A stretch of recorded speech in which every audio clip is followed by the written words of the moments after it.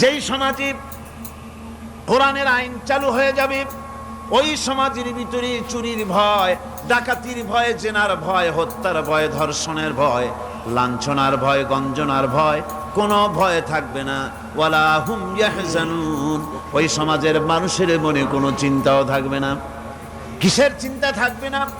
যেই সমাজে কোরআন চালু হয়ে যাবে, কোরআনের আইন দিয়ে সমাজ পরিচালিত হবে, ওই সমাজের মানুষের খাওয়া পড়া, শিক্ষা, চিকিৎসা, বাসস্থানের কোনো চিন্তা থাকবে না। ইসলামী সমাজ তার গ্যারান্টি দেবে। জোরে বলেন সুবহানাল্লাহ, জোরে বলেন আলহামদুলিল্লাহ। এটা আল্লাহ পাকের ওয়াদা। কার ওয়াদা? জোরে কোন তো?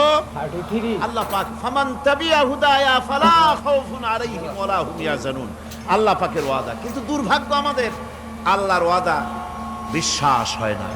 ওই যে প্রথম দিন বলেছিলাম,